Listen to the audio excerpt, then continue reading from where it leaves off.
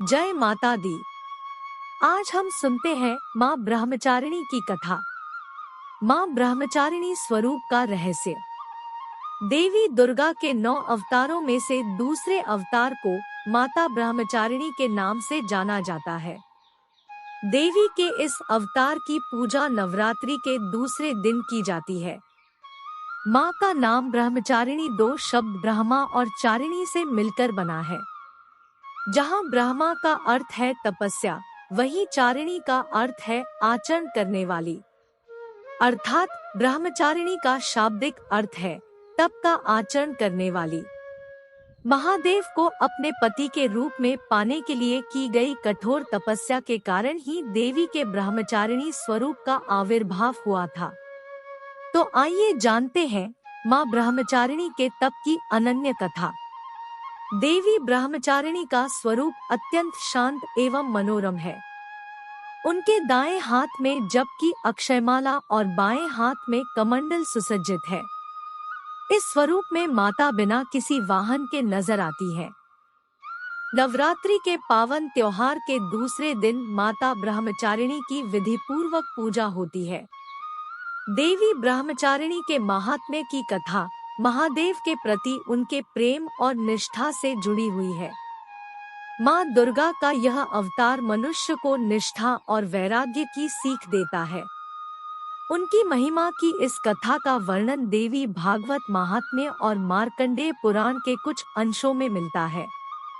धार्मिक कथाओं के अनुसार प्रजापति दक्ष ने कनखल में एक विराट यज्ञ का आयोजन किया था।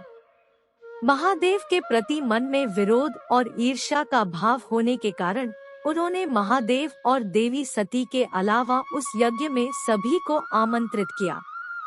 जब देवी सती को इस यज्ञ के बारे में पता चला, तो उन्होंने यज्ञ में पहुंचकर अपने पिता से ऐसा करने का कारण पूछा। इस पर प्रजापति दक्ष ने अपनी पुत्री और महादेव को अपशब्द कहे और इस अपमान से व्यथित होकर देवी सती ने भगवान शिव का ध्यान करते हुए योगाग्नि द्वारा अपना शरीर त्याग दिया। Vertical bar. माता सती के आत्मदाह के बाद समस्त सृष्टि जैसे श्रीहीन हो गई थी और महादेव भी उदासीन हो गए थे। देवताओं ने महादेव की ऐसी हालत और दानवों के उपद्रव से त्रस्त होकर आदिशक्ति का ध्यान किया। तब देवी आदिशक्ति ने सभी देवगणों को आश्वस्त किया कि वह बहुत जल्द पर्वतराज हिमालय के घर कन्या रूप में अवतरित होंगी। यही कारण है कि कालांतर में देवी ने हिमालय और मैना के घर जन्म लिया।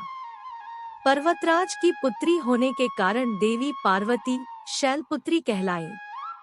ऐसी मान्यता है कि एक बार हिमालय ने देवर्षि नारद से देवी पार्वती की जन्म पत्रिका को ठीक से जांच करने का आग्रह किया था। देवर्षि ने देवी पार्वती की जन्म पत्रिका देखकर यह बताया कि आगे जाकर वह त्रिलोक के स्वामी महादेव की संगिनी बनेंगी। जब इस बात का पता देवी पार्वती को चला, तो उन्होंने वन में जाकर महादेव की कठोर तपस्या करना शुरू कर दिया। इस कठोर तपस्या के दौरान देवी ने भोजन स्वरूप सिर्फ फल और फूलों पर निर्वाह किया। तत्पश्चात उन्होंने सूखे बिल्व पत्रों को ग्रहण करते हुए अपनी तपस्या को जारी रखा। एक समय ऐसा भी आया जब देवी निर्जला और निराहार महादेव की तपस्या में लीन थी। महादेव को पाने के लिए देवी की इतनी कठिन तपस्या के साक्षी सभी देवी देवता एवं ऋषिमुनि बने और उन्होंने देवी पार्वती की इस तपस्या को अभूतपूर्व बताया। जब देवी की कठिन तपस्या के कारण उनका शरीर कमजोर हो गया था, तब सभी देवताओं और ऋषियों ने इस तपस्या से प्रसन्न होकर उन्हें यह आशीर्वाद दिया कि उनकी सभी इच्छाएं पूरी होंगी और उनका विवाह महादेव के साथ ही संपन्न होगा। मान्यता तो यह भी है कि देवी का यह स्वरूप भक्तों को अनंत फल प्रदान करने वाला है। उनके इस स्वरूप को समस्त विद्याओं की जननी माना गया है और इस स्वरूप में देवी सफेद वस्त्रों में नजर आती है। नवरात्रि के दूसरे दिन देवी ब्रह्मचारिणी की विधिवत पूजा की जाती है। इस दौरान कुंजिका स्तोत्र का पाठ करने के बाद दुर्गा सप्तशती का पाठ करते रहना भी अत्यंत हितकारी माना जाता है। इसके साथ ही भक्त माता के विशेष मंत्र के द्वारा भी देवी ब्रह्मचारिणी की आराधना करते हैं। माता ब्रह्मचारिणी की आराधना का मंत्र है ओम देवी ब्रह्मचारिण्य नमः।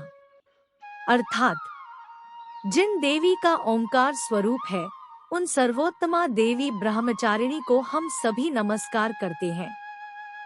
मान्यता है कि देवी ब्रह्मचारिणी की आराधना करने वाले भक्त शीघ्र ही समस्त भोगों के सुख को भोग कर अपनी आत्मा का कल्याण करते हैं और ब्रह्मा तत्व की प्राप्ति करते हैं। हमें भी माता की शरण प्राप्त हो ऐसी भावना भानी चाहिए। विशेष देवी दुर्गा के ब्रह्मचारिणी अवतार की कहानी हमें ये सीख देती है कि तप, त्याग, सदाचार, परिश्रम और संयम का मनुष्य के जीवन में कितना महत्व होता है। मनुष्य अगर कठोर परिश्रम करते हुए अपना जीवन यापन करे तो उसे अपने मनोवांछित फल की प्राप्ति अवश्य होती है। जिस प्रकार अत्यंत मुश्किल परिस्थितियों में भी देवी ब्रह्मचारिणी ने अपनी तपस्या का पथ नहीं छोड़ा, उसी प्रकार मनुष्य को भी परिश्रम का पथ नहीं छोड़ना चाहिए। जय माता दी। अगर आप सबको अच्छा लगा हो तो लाइक करें, शेयर अवश्य करें। जय माता दी।